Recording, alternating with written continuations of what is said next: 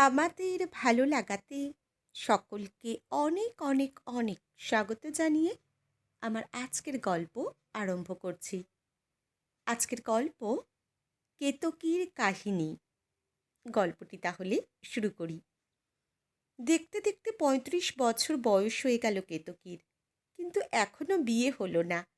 খুব সাধারণ চেহারার কেতকীর গায়ের রং উজ্জ্বল শ্যামবর্ণ, কিন্তু মুখশ্রী খুবই সুন্দর। এক পিঠ কালো লম্বা চুল। তাছাড়া কেতকী একটি উচ্চ মাধ্যমিক বিদ্যালয়ের শিক্ষিকা। তবে তার একটি খুঁতো আছে। জন্ম থেকেই তার ডান পায়ের পাতাটা উল্টানো।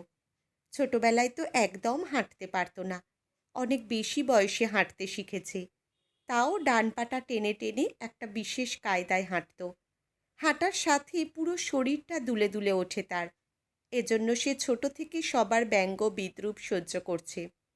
রাস্তাঘাটে যে তাকে দেখত সেই হাসত। স্কুল কলেজে এজন্য বিশেষ কেউ বন্ধু হয়নি তার। সবাই বরং তাকে উপহাসের পাত্র ভেবে দূরে রেখেছে। প্রথম প্রথম খুব কষ্ট হতো, মন খারাপ হতো কেতকীর। মায়ের কাছে বাবার কাছে খুব কান্নাকাটি করত। মা তাকে বিশেষ এক ধরনের জুতো পরিয়ে রাখত, আর বাবা সান্ত্বনা দিয়ে বলতো, পড়াশোনাটা ভালো করে মন দিয়ে কর খুকি, এমনিতেই তো তুই প্রতিবন্ধী। ভালোভাবে পড়াশোনা করলে একটা না একটা চাকরি তুই পাবি। তখন তোকে আর নিজের পা টেনে চলতে হবে না। আর্থিক স্বাধীনতা থাকলে নিজের যোগ্যতায় সোজা হয়ে দাঁড়াতে পারবি। তখন তোকে দেখে কেউ উপহাসের সাহস পাবে না। বাবার কথাটা সে অক্ষরে অক্ষরে পালন করেছিল। স্কুলের পরীক্ষায় কেতকী বরাবরই প্রথম হতো। স্যারেরা দিদিমণিরা খুব ভালোবাসত তাকে। ১০ম শ্রেণীতে পড়ার সময় হঠাৎ করেই মা মারা যায় তার। বাবা দাদা সহ সংসারের যাবতীয় দায়িত্ব এসে পড়ে তার উপর। ফলে ছোট থেকেই সে রান্নাবান্নাতে পটু। সংসারের সমস্ত কাজ সামলে স্কুল কলেজ যেত সে। এভাবেই কেতকী ইংরেজি অনার্সে ফার্স্ট ক্লাস পায়। তারপর এমএতে ভর্তি হয়। বাড়ি থেকে বিশ্ববিদ্যালয়ের দূরত্ব বেশি হওয়ার জন্য তার বাবা তাকে হস্টেলে রেখে দেয়। সে হস্টেলে চলে যাবার পরেই দাদা কার্তিক বিয়ে করে, কারণ ততদিনে সংসারে একজন নারীর প্রয়োজন। কাল বিলম্ব না করেই কার্তিক তার প্রেমিকা রেবতীকে বিয়ে করে ঘরে তোলে। সনাতনবাবু ছেলে মেয়ে দুজনকে উচ্চশিক্ষা দিতে চেয়েছিলেন, কিন্তু কোনো মতে কলেজ শেষ করে একটা প্রাইভেট কোম্পানিতে চাকরিতে ঢুকে পড়ে কার্তিক। পড়াশোনা তার একদমই ভালো লাগে না। কেতকীর এমএ পড়ার সময় আচমকা হার্ট ফেল করে মারা যায় তার বাবা। বাবা মায়ের মৃত্যুর পর কেতকী দাদা বৌদির সংসারে এসে পড়ে। ততদিনে তার এমএ কমপ্লিট হয়ে গেছে। বৌদি রেবতী মিষ্টি মিষ্টি কথা বলে ননদকে দিয়ে সব কাজ উদ্ধার করিয়ে নেয়। দাদার সঙ্গে কথা বলে শিক্ষিকা হওয়ার জন্য বিএড কোর্সে সে ভর্তি হয়ে যায়। প্রথমে কার্তিকের মোটেই ইচ্ছা ছিল না বাবার জমানো টাকা খরচ করে বোনকে আর পড়ানোর, কিন্তু বুদ্ধিমতী রেবতী বোঝায়, তোমার বোনকে বিএড ট্রেনিংটা করিয়ে দাও।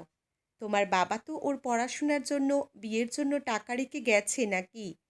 বিএডটা করে নিলে প্রতিবন্ধী কোটায় ও ঠিক চাকরি পেয়ে যাবে। তখন তুমি এমনিতেই বড়লোক হয়ে যাবে। ওই খোঁড়া মেয়েকে কে বিয়ে করবে? সারা জীবন ওকে এই বাড়িতেই থাকতে হবে। এসব অবশ্য কিছুই জানত না কেতকী। বিএড করার বছর তিনেকের মধ্যেই একটা সরকারি উচ্চ মাধ্যমিক বিদ্যালয়ে ইংরেজির দিদিমণি হিসেবে সে যোগদান করে। আর তারপরেই বাড়িতে তার খাতির বেড়ে যায়। বৌদি রেবতী সকাল সকাল রান্না করে টিফিন গুছিয়ে খাইয়ে দাইয়ে ননদকে স্কুলে পাঠিয়ে দেয়। দাদা কার্তিক একটা প্রাইভেট গাড়ি ঠিক করে দিয়েছে, তাতেই স্কুলে যাওয়া আসা করে কেতকী। কিন্তু ১ বছর পর থেকেই কেমন যেন তাল কাটতে আরম্ভ করে। দাদা বৌদি না বললেও সে বেতনের একটা মোটা টাকা সংসার খরচ বাবদ দিত। তারপরেও বৌদির চাহিদা বাড়তেই থাকে। বিভিন্ন বাহানায় তার কাছ থেকে টাকা চায়। কখনো বা নিজের ছেলে বিট্টুকে দিয়ে পিসির কাছে আবদার করে জিনিসপত্র চাওয়ায়। দাদা তো নানা রকম অছিলায় মাঝে মধ্যেই বোনের কাছে টাকা ধার নেয়। তাছাড়া বাড়ির ইলেকট্রিক বিল, টিভির কেবল লাইনের বিল, গ্যাসের বিল সব দেয় সে। প্রতি মাসে রেবতী টিভি, ফ্রিজ, আলমারি, ড্রেসিং টেবিল, শাড়ি, ঘড়ি, ব্যাগ প্রভৃতি কিছু না কিছু কিনতেই থাকে। তার জন্য ননদের কাছে টাকা চায়। এসব করে মাসের শেষে নিজের জন্য খুব কম টাকা পড়ে থাকে কেতকীর হাতে। সেভিংস প্রায় একদমই নেই তার। এদিকে নিজের পরিবারের ভেতরের কথাগুলো মন খুলে বাইরের কাউকে বলতে পারে না সে। কেমন যেন দম বন্ধ লাগে। চাকরি পাওয়ার বছর পাঁচেক পরে ব্যাংক থেকে মোটা টাকা লোন নিয়ে দাদাকে ভালো মার্বেল পাথরের মোজাইক করা দোতলা বাড়ি করে দিতে হয়েছে তাকে। প্রতিবাদ করলেই এখন দাদা বৌদির সঙ্গে প্রবল অশান্তি হয় তার। দাদা তো বলে দিয়েছে, তোর বেতনের টাকা মানে এখন আমার। তুই যখন আমার সংসারে আছিস তখন তোকে আমার কথা মতো চলতে হবে।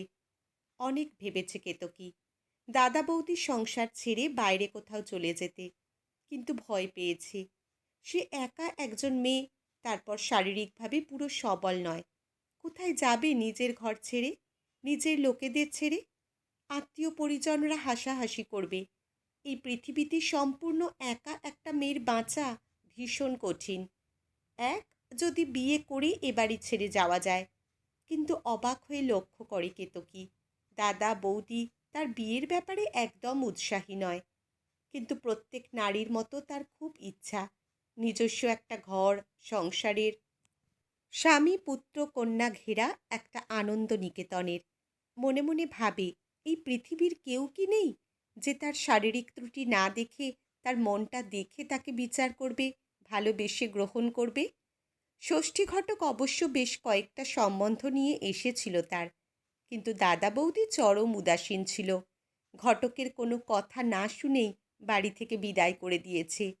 এদিকে লজ্জায় সেও দাদাকে মুখ ফুটে বলতে পারেনি নিজের বিয়ের ইচ্ছার কথা। স্কুলে পড়াবার সূত্র ধরে তার এক সহকর্মী পুষ্পদি, তার এক দূর সম্পর্কের ভাই অসীমের সঙ্গে তার সম্বন্ধর খবর নিয়ে তার বাড়িতে গিয়েছিল। তখন বৌদি তাকে বলেছিল, আমার ননদ কিন্তু খোঁড়া, আপনার আপত্তি নেই তো? জেনে শুনে ভাইয়ের জন্য খোঁড়া বউ নিয়ে যাবেন।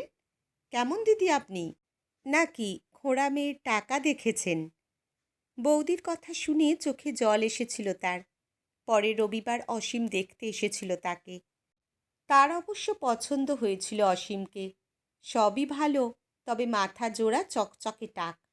পুষ্পদিকে কানে কানে নিজের হ্যাঁ সূচক মতামত জানিয়ে দিয়েছিল কেতকী। হোক লোকটার মাথায় টাক, তাতে কি, মানুষটার মনটা তো ভালো। তার সঙ্গে খুবই ভদ্র মার্জিতভাবে কথা বলেছে অসীম।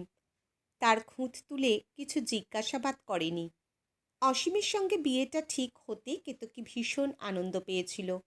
যাক, এতদিন বাদে সে স্বামীর ঘরে যাবে, নিজের একটা সংসার পাবে। আনন্দে ডগমগ হয়েছিল। পরে অসীমের সঙ্গে ফোনে কথাবার্তা আরম্ভ হয়। একদিন তো অসীমের সঙ্গে প্ল্যানিং করে নিকো পার্ক থেকে ঘুরেও আসে। বেড়াতে গিয়ে সে অসীমকে বলে, দেখো অসীম, আমি এভাবে হাঁটি।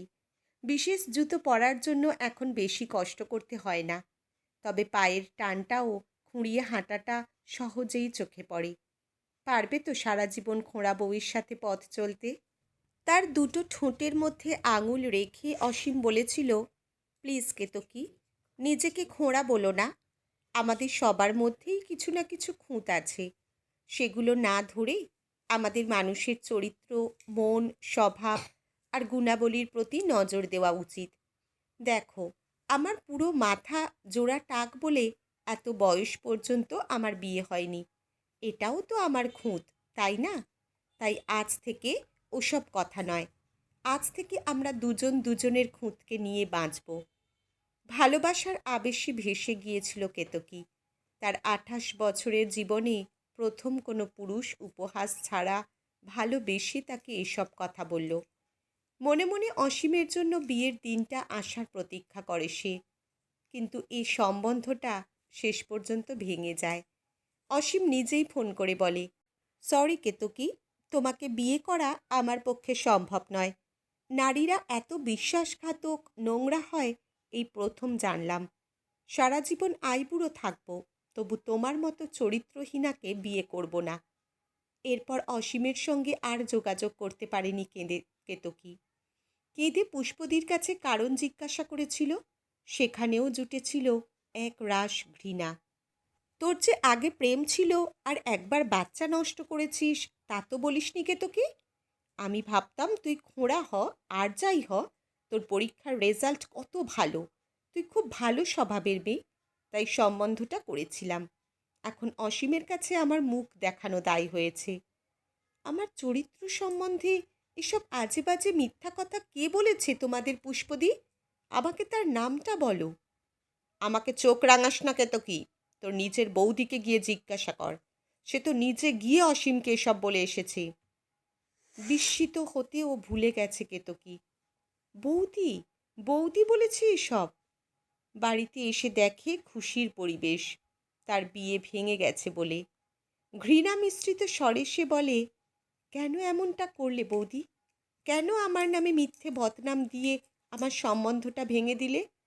আমি যদি তোমার নিজের মেয়ে হতাম, তাহলে পারতে এ কাজ করতে? ঠাস করে তার গালে একটা চড় এসে পড়ে। কার্তিক রেগে বলে, রেবতী ঠিকই করেছে, খোঁড়া মেয়ের বিয়ের শখ কত, এজন্য এত টাকা খরচা করে আমি তোকে বিয়েট পড়ালাম। শোন কেতকী, তোর বিয়ে আমি দেব না। তুই আমার সোনার ডিম পাড়া হাঁস, আমার ঘরে থাকবি, বাইরে তোর এমন দুর্নাম ছড়িয়ে দেব, কেউ ভুলেও তোকে বিয়ের কথা ভাববে না। মা বাবার ছবির সামনে কান্নায় ভেঙে পড়ে কেতকী। এটা তার নিজের সহোদর, স্বার্থের জন্য নিজের দাদা এত নিচু কাজ করতে পারে, বোনের গায়ে কালি ছিটিয়ে দিতে পারে? বিশ্বাস হয় না। নিজের দাদাকে গল্পের সেই হিংসুটে স্বার্থপর দৈত্য মনে হয়। দাদা বৌদির অন্তরের কালিমাটা দেখে সে অত্যন্ত ঘাবড়ে যায়। এরপর থেকে সে স্কুল আর বাড়ি করে।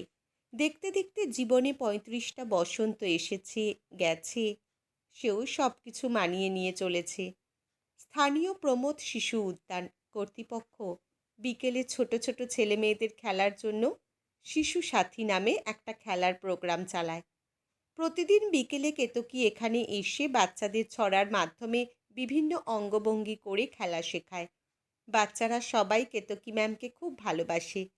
এখানে নতুন একজন বাচ্চা অঙ্কিতের সঙ্গে খুব ভাব হয়ে গেছে তার। অঙ্কিতকে ওর বাবা দিতে আসে ও নিতে আসে। ওর বাবা পার্থবাবুর সঙ্গেও আলাপ হয়েছে কেতকীর। ভদ্রলোক খুব মিশুকে। একদিন সন্ধে নাগাদ পার্থবাবু না এলে অঙ্কিতকে তাদের বাড়িতে পৌঁছে দেয় কেতকী। দেখে অঙ্কিতের ঠাকুমা খুবই অসুস্থ। তাকে নিয়ে পার্থবাবু ভীষণ ব্যস্ত। সেদিন সে অঙ্কিতকে দুধ হরলিক্স খাইয়ে পড়তে বসিয়ে দিয়ে আসে। সময়ের সঙ্গে সঙ্গে কেতকী আর অঙ্কিতের সম্পর্কটা গাঢ় হয়। হঠাৎ একদিন পার্থবাবু তাকে সোজাসুজি প্রস্তাব দেয়, অঙ্কিতের মা হবেন কেতকী? আমাকে বিয়ে করবেন? আমার বিষয়ে আপনি তো সবই জানেন। আমি বিপত্নিক, আর্মির চাকরি থেকে অবসর নিয়ে বর্তমানে একটা কোম্পানিতে চাকরি করি। অসুস্থ মা ও বাচ্চা ছেলে নিয়ে একা সংসার সমুদ্র পাড়ি দিতে গিয়ে হিমশিম খাচ্ছি। আপনি কি আমার সাথী হবেন? ম্লান হেসে সে বলে, আপনি আমার সম্পর্কে জানেন না পার্থবাবু। আমি আগে জানতাম না, তবে এখন সব খোঁজ খবর নিয়ে নিয়েছি। আপনি আপনার দাদা বৌদির সঙ্গে থাকেন। আপনার ডান পাটা একটু ছোট, আর আপনার স্বভাব চরিত্র খুব খারাপ, তাই বিয়ে হচ্ছে না। কি তাই তো? হেসে বলে পার্থ। আপনি সব জেনে শুনেই আমাকে? অবাক হয়ে বলে কেতকী। কেতকী, আমি বাচ্চা নই। ৪৫ বছর বয়স হয়েছে আমার। সংসার সম্বন্ধে অনেক অভিজ্ঞতা আছে। তাছাড়া আপনাকে আমি গত ৮ মাস ধরে দেখছি, চিনেছি, তবেই এই প্রস্তাবটা আপনাকে দিলাম। এখানে সব বাচ্চাগুলোকে আপনি অকৃত্রিম ভালোবাসেন, এটা সবাই জানে। আমার অঙ্কিত আপনার কাছে ভালো থাকবে। প্লিজ না করবেন না। পার্থবাবুর কথা শুনে মহা দোটানায় পড়ে কেতকী। স্কুলে গিয়ে শকুন্তলাদিকে পার্থের সব কথা খুলে বলে। অবিবাহিতা শকুন্তলাদির কাছে নিজের মনের সব কথা বলে হালকা হয় কেতকী। সব শুনে শকুন্তলা বলে, আমার সঙ্গে ভদ্রলোকের আলাপ করিয়ে দে। চল, তোর বিয়ের ঘটকালিটা আমিই করি, তবে এবার গোপনে সব করতে হবে।